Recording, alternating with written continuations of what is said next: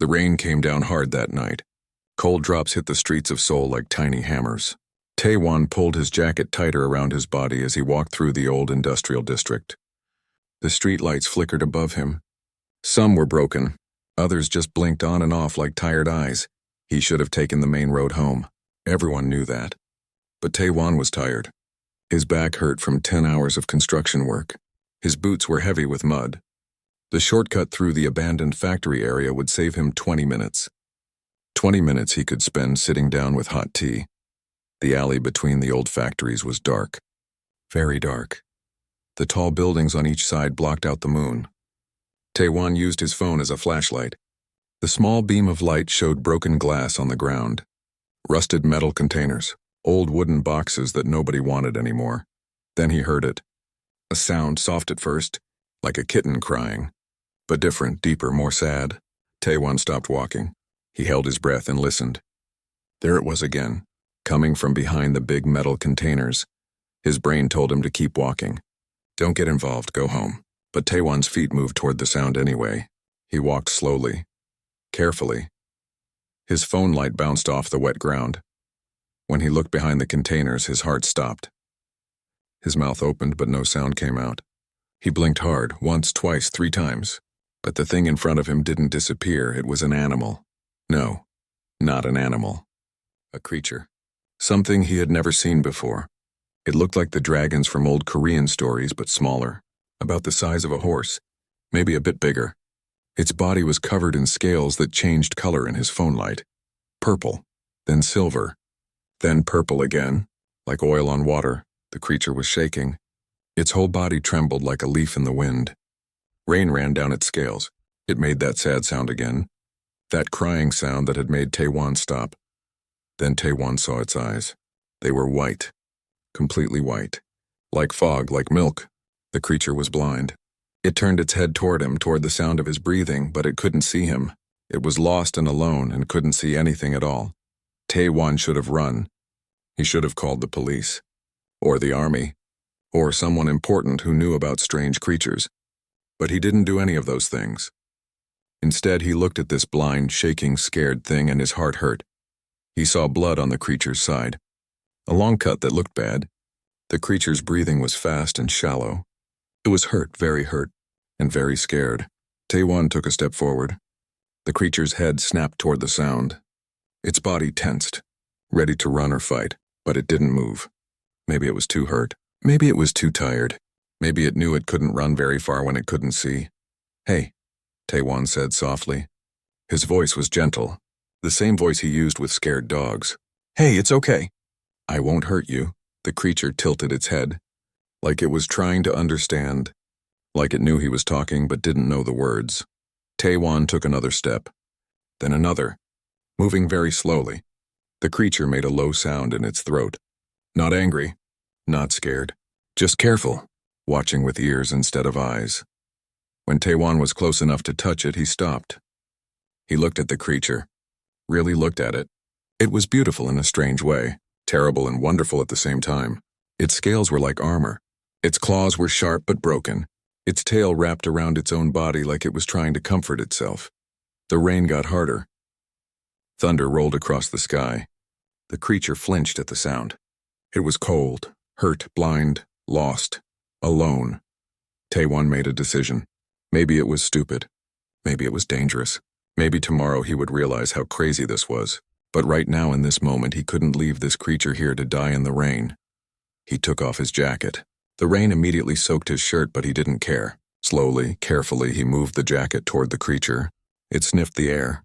Then, very gently, Taewon laid the jacket over the creature's back. The creature didn't move. It stayed perfectly still. Like it was surprised.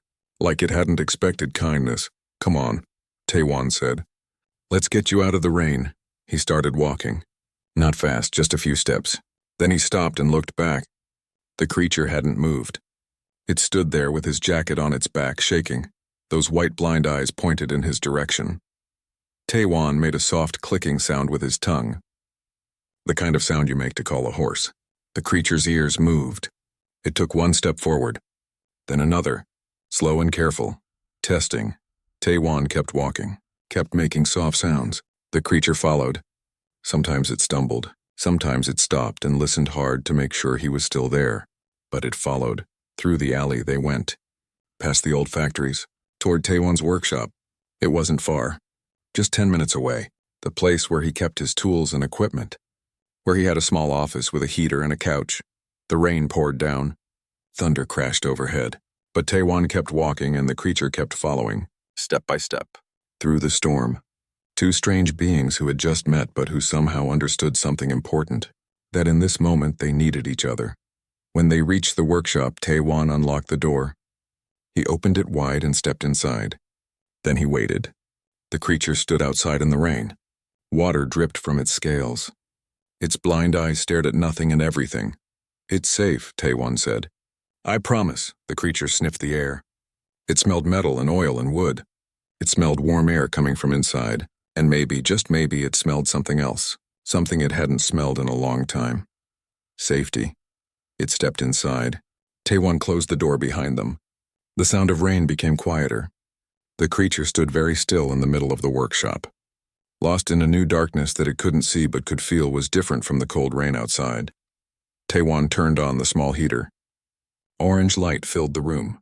The creature's scales caught the light and shimmered. Purple and silver and beautiful. "You're safe now," Taewan said quietly.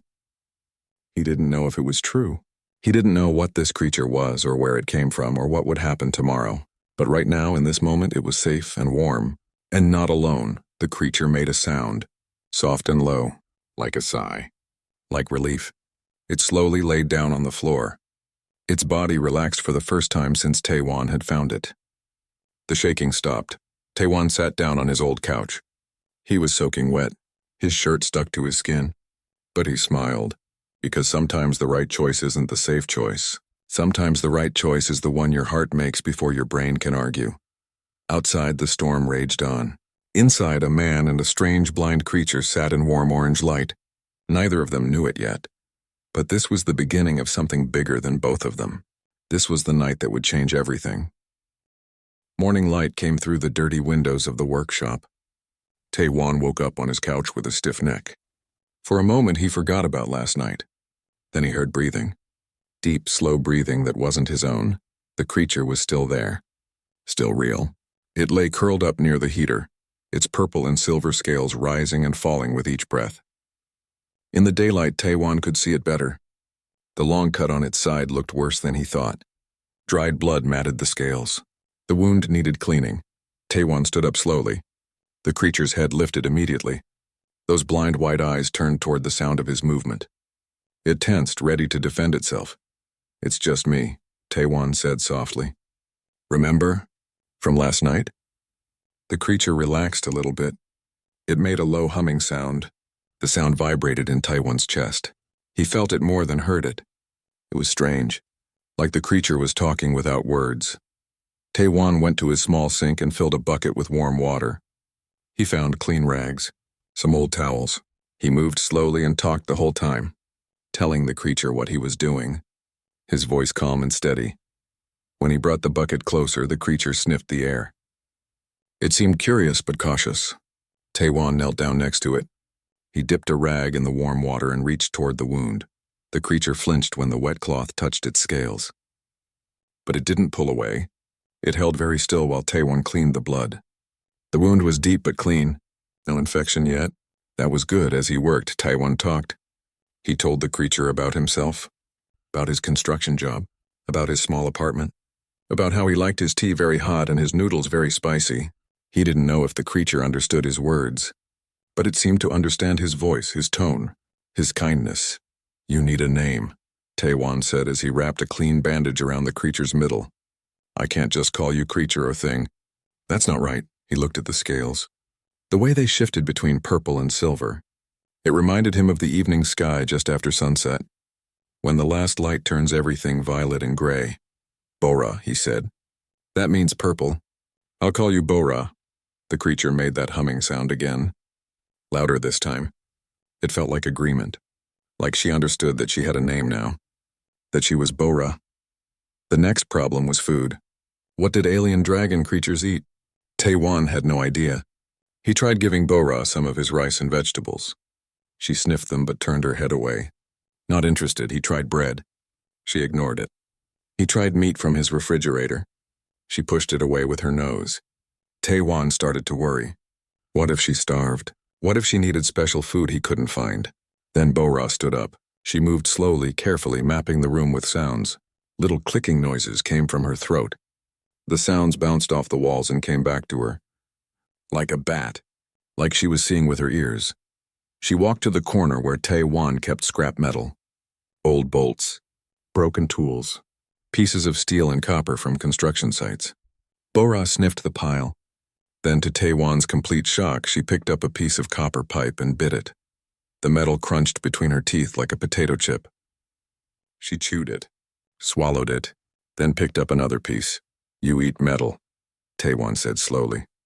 You actually eat metal. Bo-ra made a happy humming sound.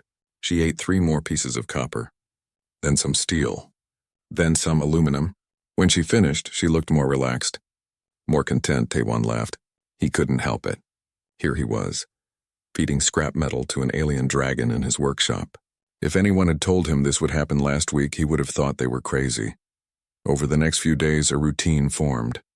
Tae-wan went to work during the day. He told his boss he was sick. Needed a few days off. His boss complained but agreed.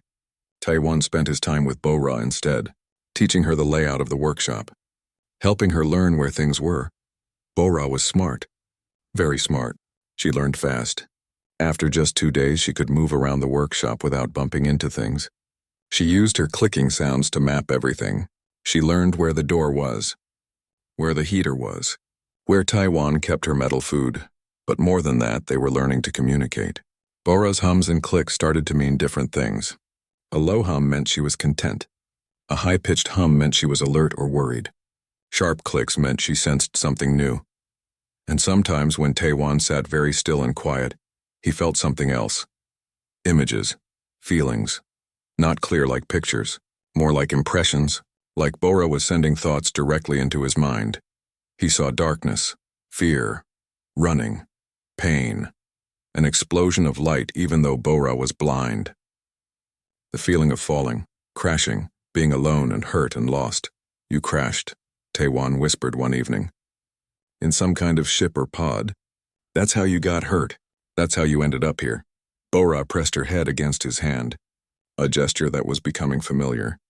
Her way of saying yes, her way of showing trust. On the 4th day, someone knocked on the workshop door. Tae-wan's heart jumped into his throat. Bo-ra's head snapped toward the sound. She backed into the corner and made herself small. Tae-wan? A woman's voice called. Are you in there? It's me, Hee-jin. Hee-jin. His colleague from the construction site. They had worked together for 3 years. She was good at her job, smart, kind, and right now standing outside his door. Tae-wan looked at Bo-ra, then at the door, then back at Bo-ra. He couldn't hide her. The workshop was small. If Hye-jin came in, she would see. He made a choice. He opened the door. Hye-jin stood there with a bag of food. You said you were sick, so I brought soup and... She stopped talking. Her eyes went wide. Her mouth fell open. The bag slipped from her hands and hit the ground. She was staring at Bo-ra. Bo-ra was staring back with those blind white eyes. Nobody moved. Nobody breathed. Please don't scream, Tae-wan said quietly. Please, I can explain. Hee-jin took a step back. Then another. Her face was pale. Her hands shook. But she didn't scream. Instead, she said in a very small voice, What is that? Her name is Bo-ra, Tae-wan said. And I need your help.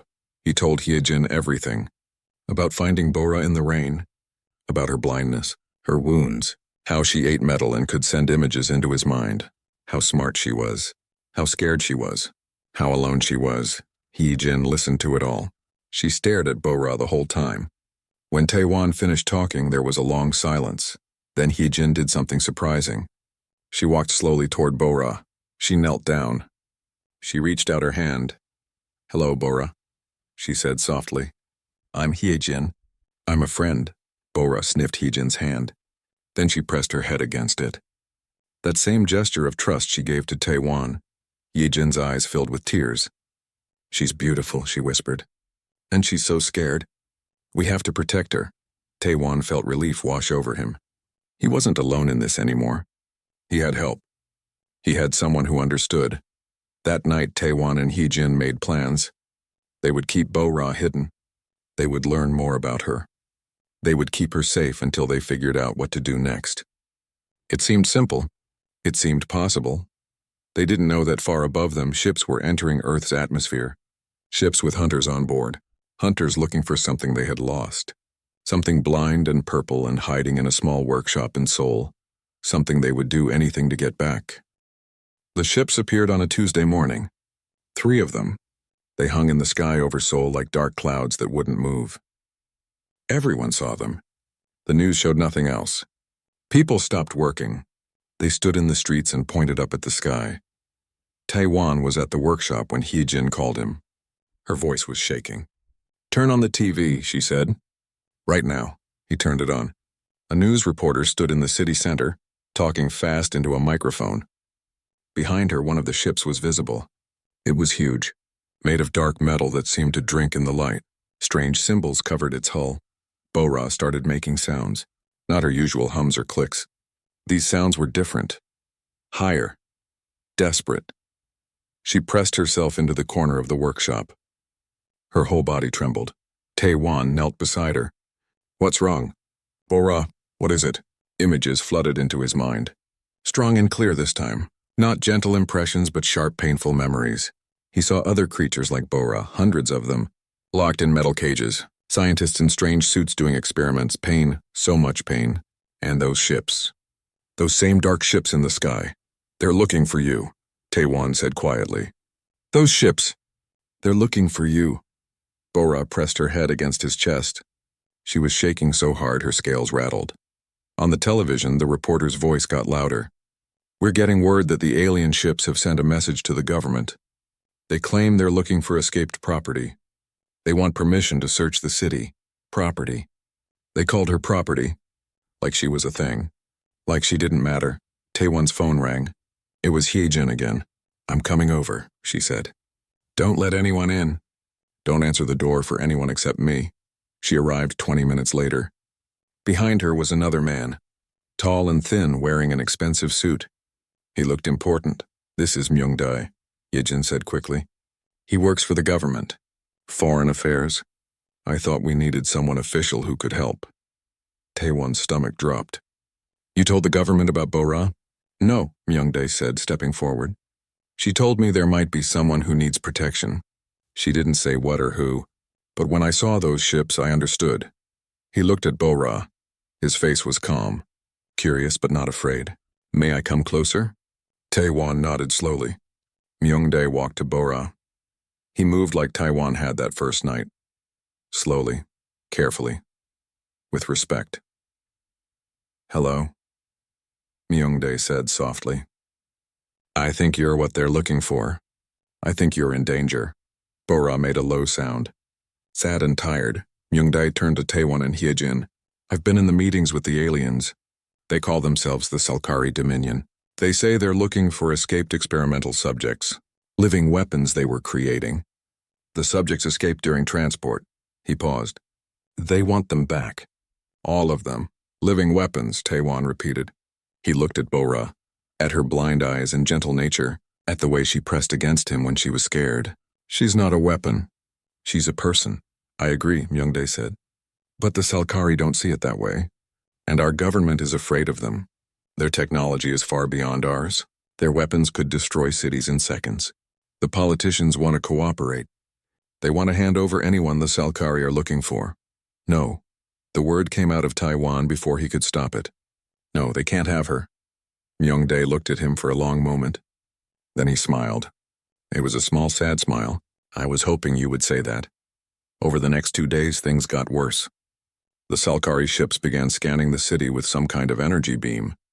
People felt it as a tingling on their skin, a pressure in their heads.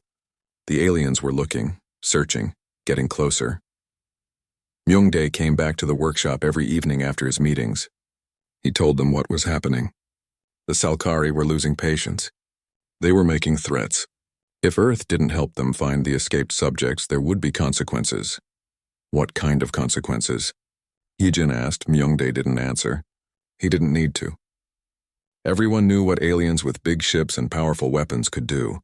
But something else was happening too. Word was spreading.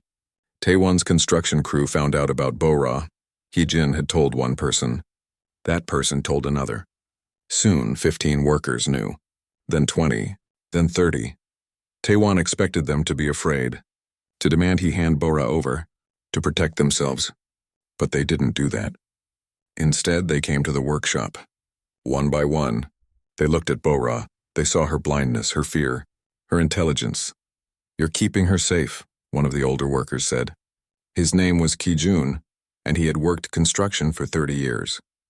"Good, that's good. If those aliens come here, they'll have to go through all of us." Others nodded. They meant it.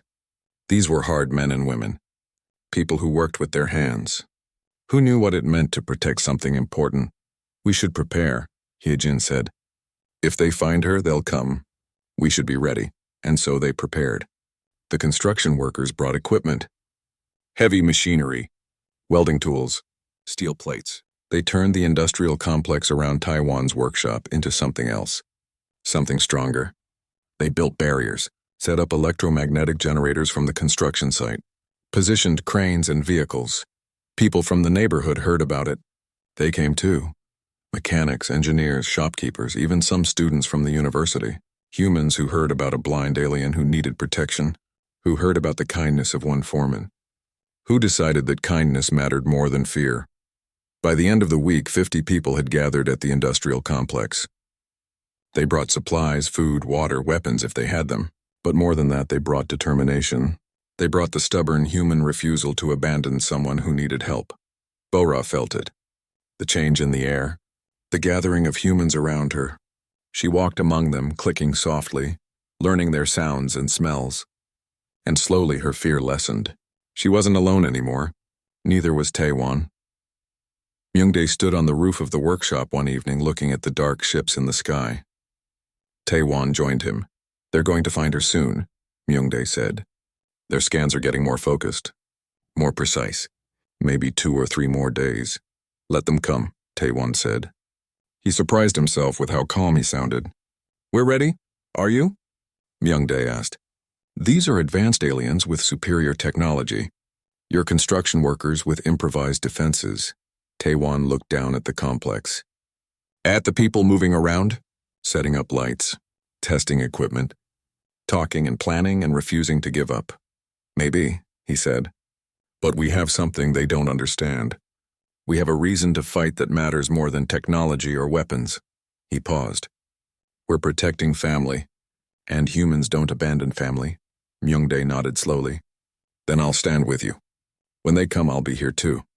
That night, the scanning beam passed directly over the industrial complex. It lingered. Pressed down, Bo-Ra cried out in pain. The pressure was too much for her sensitive mind. Then the beam moved on. But everyone knew what it meant. The Salkari had found her. They knew where she was. Soon, very soon, they would come. Taewon held Bo-Ra close. She pressed her head against his chest. Her scales were cold, her breathing fast. "I won't let them take you," he whispered. "I promise." Outside, 50 humans prepared for war. Not because they wanted to fight, but because sometimes the most human thing you can do is stand between the innocent and those who would harm them. No matter the cost, no matter the odds, the hunters were coming. But they would find that Earth's ordinary people were anything but ordinary when it came to protecting those they loved. The weeks after the battle changed everything. The videos of humans defending Bo-Ra spread across every planet in the known galaxy. In the videos, people saw Taewon standing in front of the Salkari leader. They saw ordinary construction workers fighting advanced soldiers. They saw Bo-Ra, blind and scared but brave, standing with the humans who had protected her. The galaxy responded.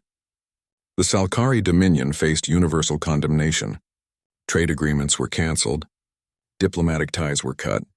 Other species who had been afraid of the Salkari suddenly found courage. If humans could stand against them, why couldn't anyone else? More importantly, other escaped subjects started coming forward, not just on Earth, on dozens of worlds. Creatures who had been hiding in fear, who had escaped from Salkari labs and experiments, who thought they would be hunted forever. They saw what happened in Seoul and they came out of hiding. 6 more subjects were found on Earth alone. 1 in Tokyo, 2 in New York, One in Cairo, one in London, one in Sydney. All of them different species. All of them blind like Bora. All of them traumatized by what had been done to them, and humans welcomed them. Every single one gave them shelter, food, safety, not because they had to, not because it was easy, but because after seeing what Taiwan and the others had done, people understood something important. That the measure of a civilization isn't its technology or its weapons, it's how it treats those who have no power, no voice, no way to protect themselves. Myungdae worked day and night. He negotiated with the Galactic Council. He argued and pushed and refused to back down. The result was a new treaty. The Salkari had to recognize all escaped subjects as free individuals, had to pay reparations, had to shut down their experimental programs. It wasn't everything. It wasn't justice. But it was a start. You did this, Myungdae told Taiwan one evening. They sat in the rebuilt workshop. The battle damage had been repaired. New walls, new equipment, paid for by donations from around the world, around the galaxy. You and the others. You changed everything. Taiwan shook his head. We just did what felt right. Anyone would have done the same. No, Myungdae said quietly. They wouldn't have. Most people would have been too scared, too practical, too worried about their own safety. But you weren't. That's what makes it special. That's what the whole galaxy saw. Bora had changed too. She was stronger now, healthier. Her wound had healed completely. She could navigate the workshop perfectly. Could even go outside and walk around the complex. She had learned the area so well through sound and vibration that she moved like she could see. But more than that, she had discovered something the Salkari had tried to take from her. Purpose. She worked with Taiwan now. Her sonic abilities could weld metal with perfect precision. She could hear flaws in structures that human instruments couldn't detect. She wasn't a weapon anymore. She was a builder, a creator, a valued member of the construction team. The other workers loved her. Kijun brought her special metals from scrapyards, the ones she liked best. Dayan built her a special harness so she could carry tools. Haijin taught her Korean words. Bora couldn't speak them, but she understood. She would hum different tones for yes and no, for happy and sad, for hungry and tired. One day, a news reporter came to interview Taiwan. She was from the Galactic News Network, watched by billions of beings across hundreds of worlds. Why did you do it? She asked. Why risk everything for a creature you didn't know? That wasn't even your species? Taiwan thought about it for a moment. Bora sat next to him. Her head rested against his leg. Her scales caught the camera lights. Purple and silver and beautiful, because she needed help, Taiwan said finally. And because family isn't about blood or species. It's about who you choose to stand beside, who you choose to protect. I found Bora alone and hurt and scared. How could I do anything except help? What kind of person would that make me? The reporter nodded. Humans are becoming known across the galaxy as protectors, as beings who give sanctuary to those who need it. Does that surprise you? Taiwan smiled. No, because that's what we are. We're not the strongest species. We're not the smartest. We don't have the best technology. But we have compassion. We have empathy. We understand what it means to be afraid, to be hurt, to need someone to stand with you. And when we see someone who needs that, we can't walk away. It's just who we are. The workshop became something more than just a place to fix machines. It became a sanctuary. Other escaped subjects came there. To meet Bora, to learn from her, to see that life after trauma was possible, that they could be more than what had been done to them. A creature from the Tokyo rescue came to visit. It looked like a bird mixed with a lizard, beautiful blue feathers and scales. It couldn't fly anymore. The Salkari had clipped its wings in the experiments, but it could sing. And its songs were the most beautiful sounds anyone had ever heard. Bora and the bird creature sat together for hours, communicating in sounds that humans couldn't understand, but everyone could see they understood each other. Two survivors, two beings who had been broken but not destroyed, who had found kindness in the most unlikely place, from a species that was still new to the galaxy, still learning, but already showing what they could be. Months passed. The workshop expanded. More buildings were added. A medical center for beings with special needs. A training facility where rescued subjects could learn new skills. A garden where plants from different worlds grew together. Each addition was funded by donations, by governments and private citizens. by aliens and humans who believed in what the workshop represented. Tae-wan still worked construction during the day. He still came home with mud on his boots and exhaustion in his bones. But now he came home to something extraordinary, to a place where different species lived together, learned together, helped each other, where the worst thing that had happened to them was being transformed into the foundation for something beautiful. One evening, Tae-wan stood on the roof of the main building, the same place where he and Myung-dae had watched the Salkari ship so many months ago. But the sky was empty now, clear, full of stars. Bora climbed up to join him. She moved carefully. She had learned the route. She sat next to him and made a quiet humming sound. Content, happy, safe. Do you ever think about that night? Tae-wan asked. When I found you in the rain? Bora sent him an image, not of fear or pain, but of that moment when he had put his jacket over her, when he had spoken kindly, when he had chosen to help instead of walk away. That moment when everything changed. Me too, Tae-wan said. Best decision I ever made. Below them, the sanctuary was alive with activity. Different species working together, learning together, building something new, and all of it started because one human had seen a blind, scared creature in the rain and decided that walking away wasn't an option. The galaxy had learned something about humans that night.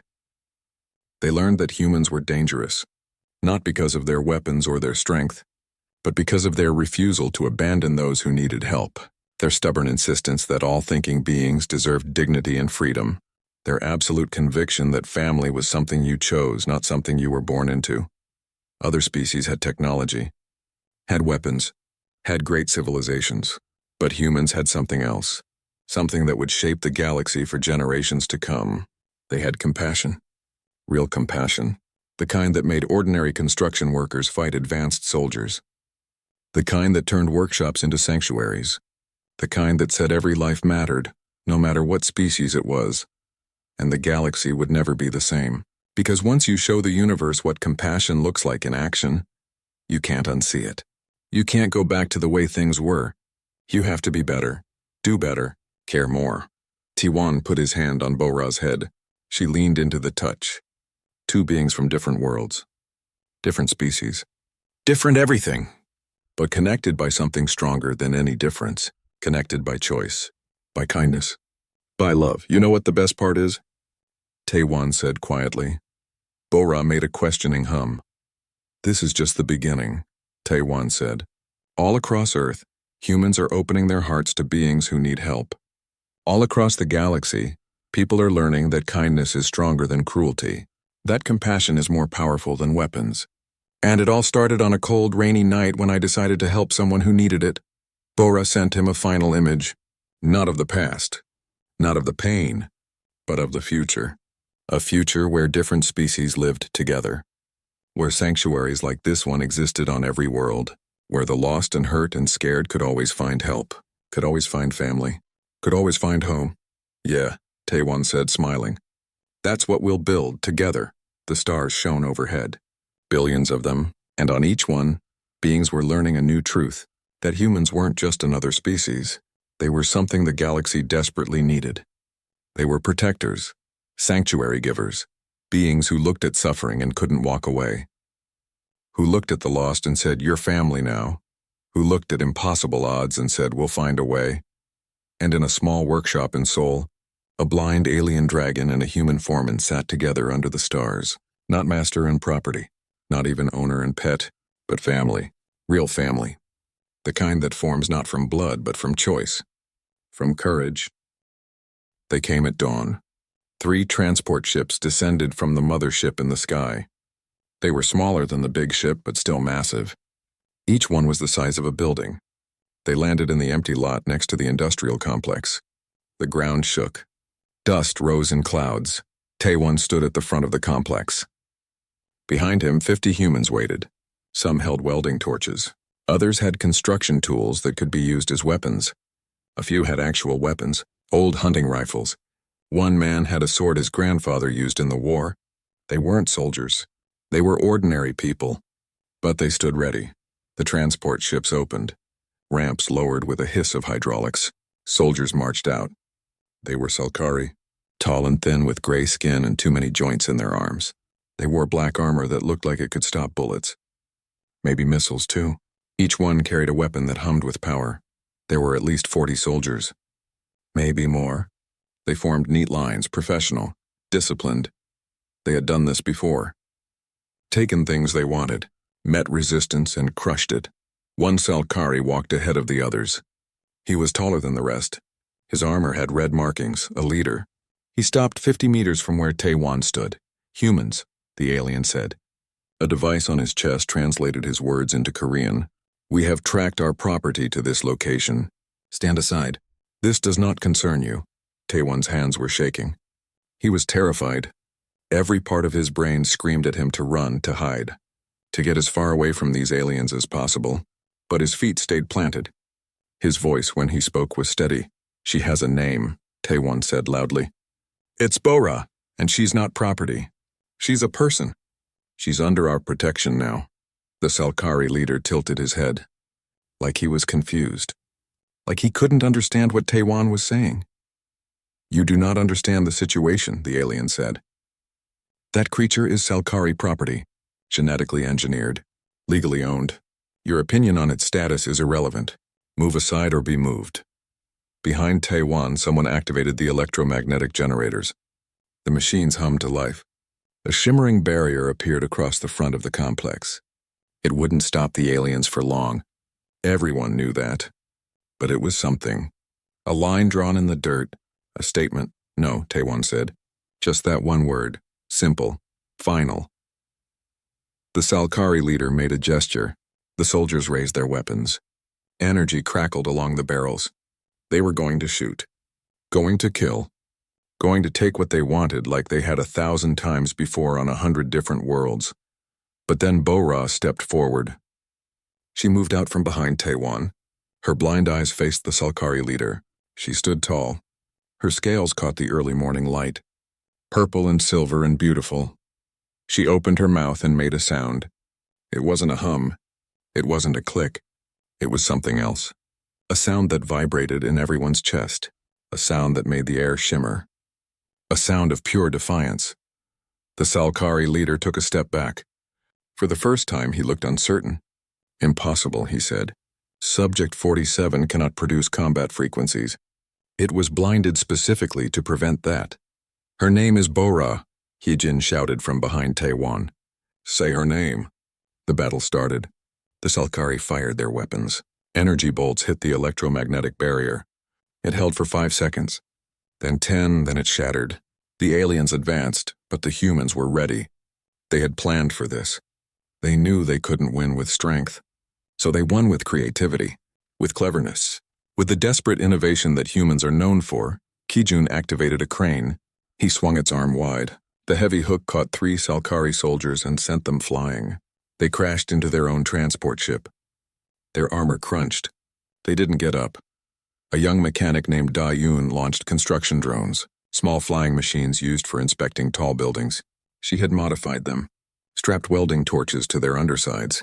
They swarmed the Salkari like angry bees. Sparks flew. Aliens shouted and swatted at them. The Salkari fired back.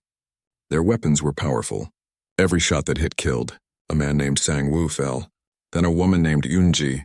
They died defending someone they had known for less than 2 weeks. They died because it was the right thing to do. Bora fought too. She couldn't see the aliens, but she could hear them, feel them through vibrations in the ground. She made that sound again. That combat frequency. The Salkari had tried to take away. But rage has a way of bringing back things you thought were gone. The sound hit the Salkari soldiers like a physical force. Their armor cracked. Some of them dropped their weapons. Blood ran from their ears. They had created Bora to be a weapon. Now she was. But not for them. Against them. Taiwan ran forward. He had a welding torch in one hand. It burned white hot. When a Salkari soldier aimed his weapon at Heejin, Taiwan swung the torch. The heat cut through the alien's armor. The soldier screamed and fell. The battle raged for 3 hours. 3 hours of chaos and noise and death. The Salkari were better equipped, better trained, better armed. But the humans were fighting for something the aliens didn't understand. They were fighting for love, for compassion, for the simple belief that all thinking beings deserved protection. And slowly, impossibly, the humans started winning, not because they were stronger, but because they were more determined, more creative, more willing to sacrifice everything for what they believed was right. The Salkari leader fell when Kijun hit him with a steel beam swung from a crane. The soldiers saw their commander go down. They hesitated, just for a moment. But a moment was enough. Bora made her sound again. Louder this time, fuller. The Salkari soldiers who were still standing broke. They ran back to their ships. Some were limping. Others were being carried. They had come to take back property. Instead, they had found something they never expected. Humans who would fight and die for a blind alien dragon they barely knew. The transport ships lifted off. They rose into the sky and disappeared into the mother ship. For a moment, everyone thought it was over, that the Salkari would leave, give up. But then the mothership's weapons powered up. Everyone could see it. The glow of energy gathering. Preparing to fire. Preparing to destroy the entire complex. To kill everyone. To erase this embarrassing defeat. Taewon looked at Bora. She looked back with blind eyes that saw more than most. He took her head in his hands. "I'm glad I found you," he said. "I'm glad I got to know you. Even if this is the end." Bora pressed her head against his chest. She sent him images. Not of fear, not of regret, but of gratitude, of love, of a simple truth that transcended species and language. She had been alone. Now she wasn't. She had been property. Now she was family. Whatever came next, that mattered. The weapon charged. The light grew brighter. Taewon closed his eyes. Around him, 50 exhausted, wounded, defiant humans waited for the end. But the end didn't come. Instead, they heard something else. A new sound. The sound of more ships. But these weren't Salkari ships. These were Earth ships. Military vessels. News helicopters. And something else. Civilian ships from a dozen different alien species. The battle had been broadcast. Someone had a camera. The whole fight had been recorded and sent out across the planet. Across the galaxy. Everyone had seen it. Humans defending an alien. Ordinary people standing against a military power. Compassion triumphing over cruelty. And the galaxy was watching. The galaxy was judging. The Salkari Dominion had revealed itself as slavers and oppressors. And the humans had revealed themselves as something else entirely. Something unexpected. Something powerful. Protectors of the innocent. Defenders of the weak. Beings who would fight impossible odds for the simple principle that all thinking creatures deserve dignity and freedom. The May Salkari mothership's weapon powered. Down. Slowly, reluctantly, but it powered down. The ship turned and began leaving Earth's orbit. Defeated not by superior weapons but by universal moral judgment. Taewon opened his eyes. He looked up at the departing ship, then at the humans around him, wounded but alive, tired but victorious. They had won. Not just the battle, but something bigger. They had won the right to define what humanity meant. And they had defined it well.